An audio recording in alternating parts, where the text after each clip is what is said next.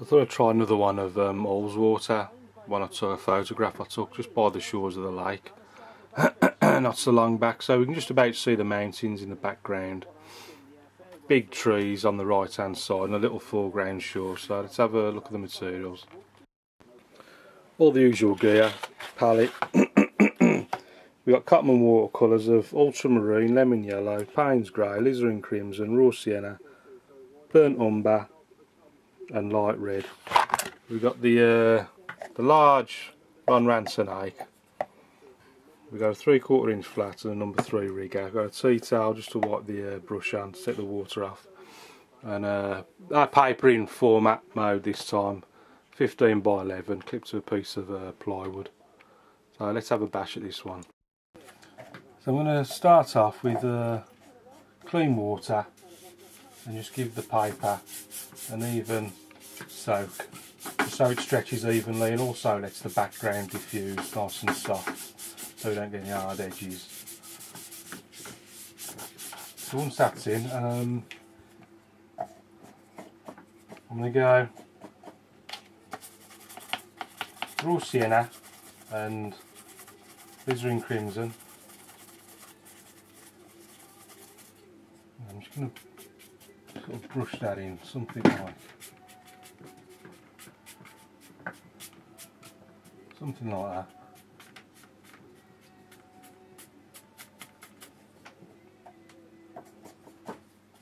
I'm going to do raw sienna, ultramarine, sort of nice purpley type of colour. And then just brush a bit of that in as well.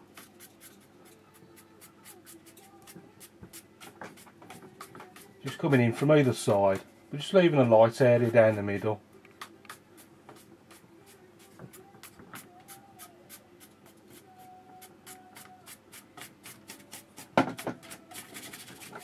Just filling in those white gaps there.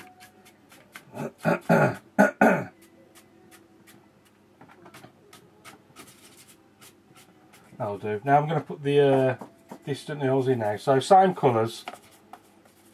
Always put the distant stuff in the same colours as you used for the sky. It helps push them right back into the distance. So I'm going to, horizon line I'm going to put about there, I think, about 2/3 of the way up. So we've got that bit of land, mountains in the background, pull down the reflections. And now I'm going to go same on the other side. A bit more alizarin crimson, ultramarine, and then just behind that you can just about see, well, I've done it a bit darker here, don't matter. I'm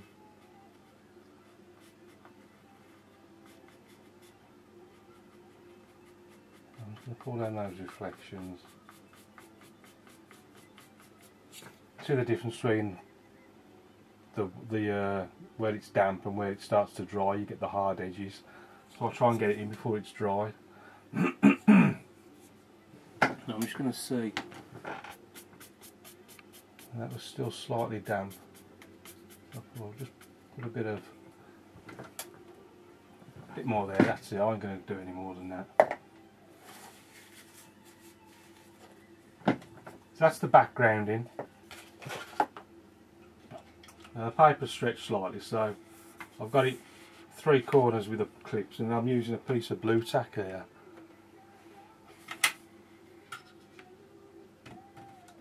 Just to secure that other edge.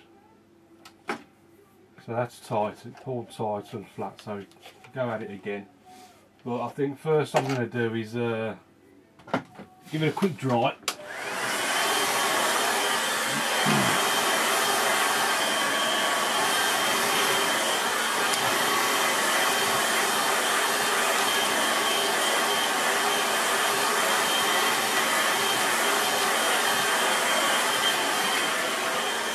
It doesn't have to be bone dry,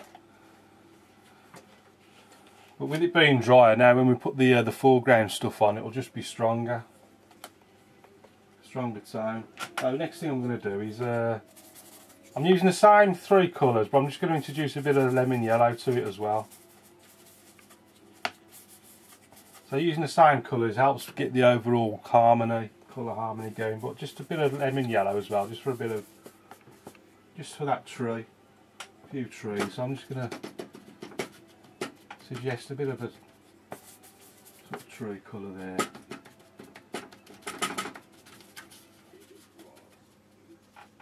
Right, and then I'm going to stick the trunk in now, so I'm going to go all the colours mixed together.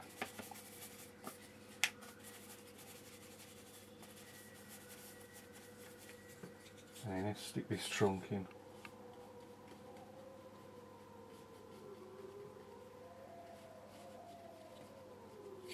So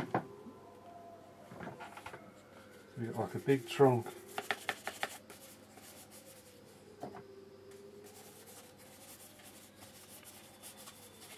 I've even got a bit of burnt umber in there as well, just to really help with the dark. Sort of.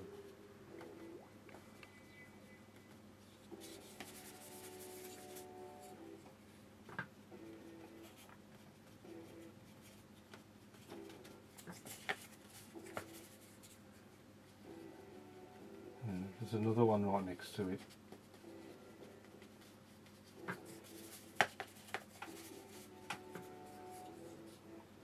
Sort of coming over the top, something like that.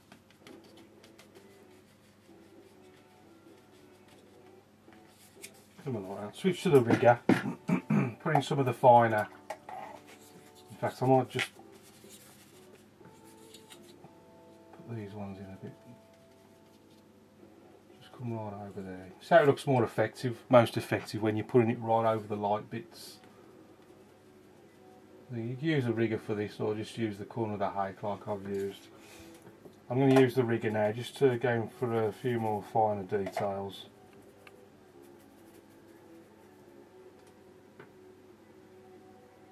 Just to extend some of those.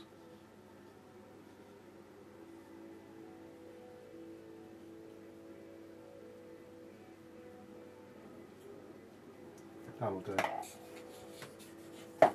Just going to clean the brush because it's all very muddy. I've got a bit of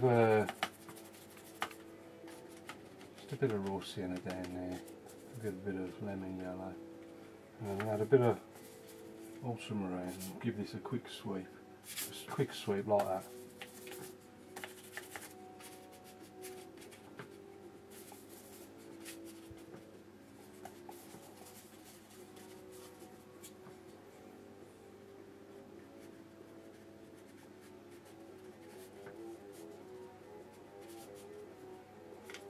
There's a bit of a rock on the left. Let's just put that in. A bit of grass growing on it. And I'm going to switch, use a knife. I'm using the knife here, or you can use a piece of plastic card, whatever you want. It's just a few little rocks there by the tree. And then there's some little rocks. Easy way to do rocks, just put it in nice and dark. Nice and dark.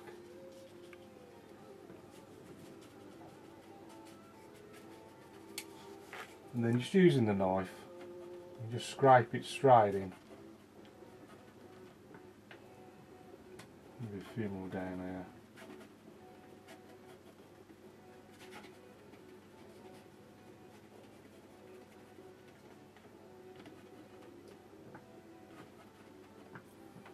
Then you can always, a few little grasses, just flick it up and just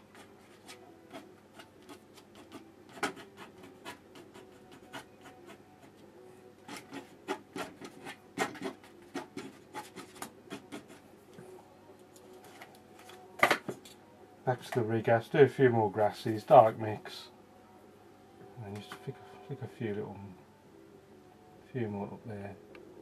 Again, like I say, it always looks good when you go into the lighter areas, so get nice dark grasses and just flick them right up into that light a bit. Really stands out then.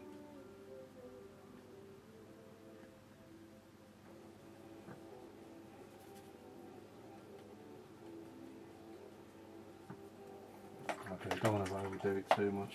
There's another, looking at the photo, there's another one just sort of sticking out, something like that. That goes right off the edge. And you see a little reflection there in the water.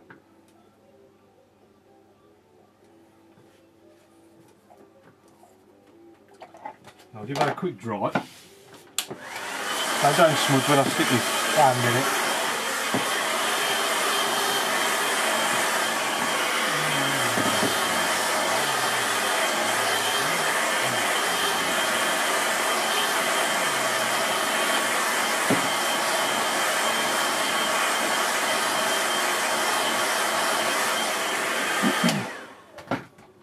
Let's pull this down a bit more, I think.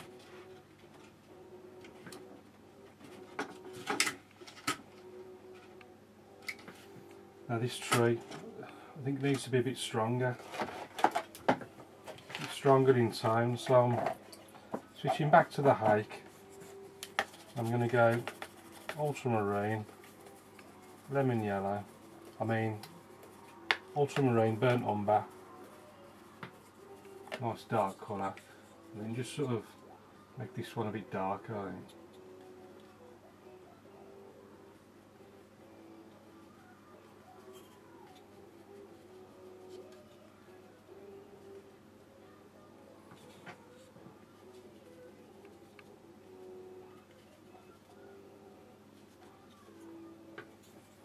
That'll do. Just re-emphasise some of that down there. Give that a quick dry.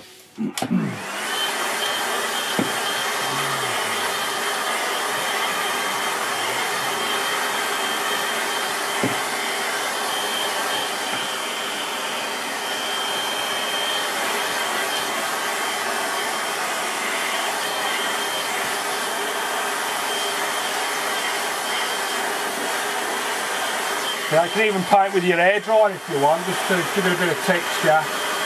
On the tree. Use anything, whatever you got to hand.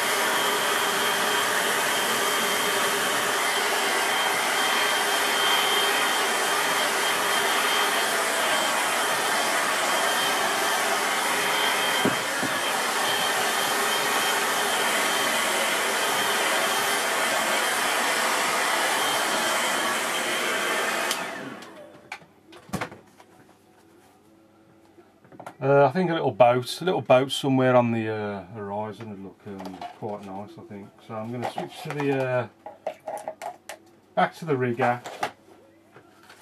clean it.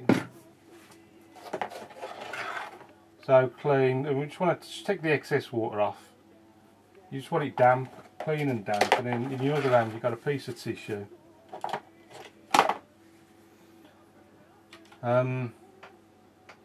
Now where's the boat going to go? Now that's darker, but I think it'd be more balanced if it was on the other side, I think. So I'm going to go, I'm just taking out the shape of like a triangular shape of a white sail. And then so, you're just wetting the paint. And then taking the paint off with the tissue while as it's damp. Going back to the white of the paper.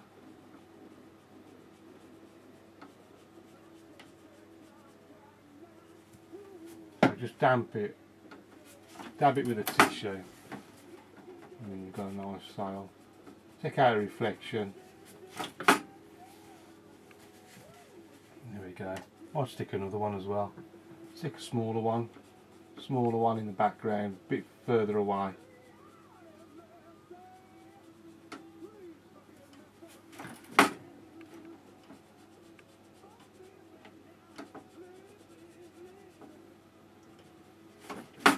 Little reflection.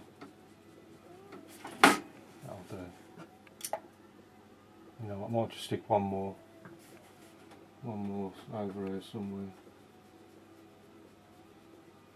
I think this one's a bit close, so I'm going to do it a bit bigger. Just making sure that the sort of same line across.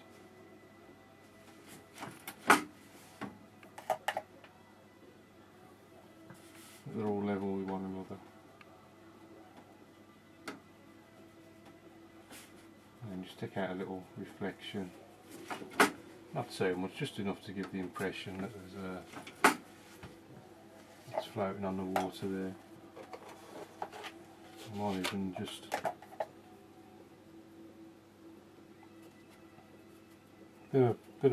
bit of crimson and ultramarine, and just stick the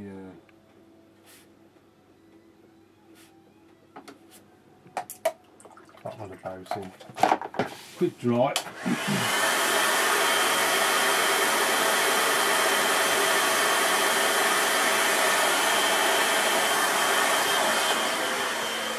Well, let's always have a couple of birds.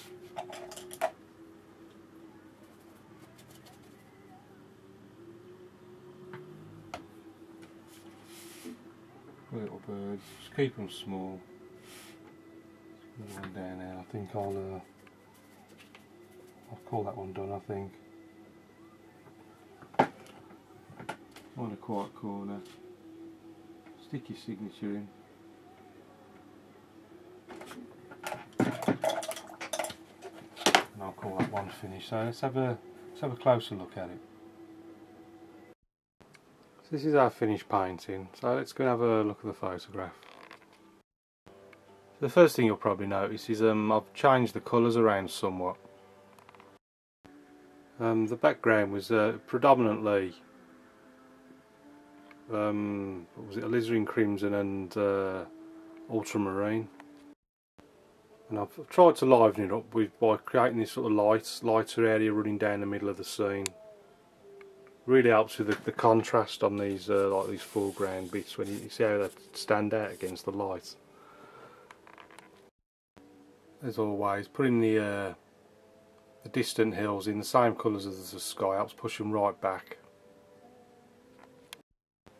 You see a nice bit of contrast, putting the dark foreground twigs against the lighter of the sky. Same as we've done here.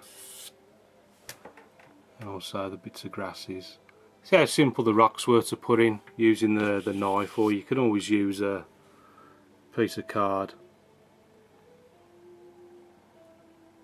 The temptation is to overdo it, but you must restrain yourself. Well, thanks for watching. Keep practicing. Any questions, please ask. And I'll see you again soon.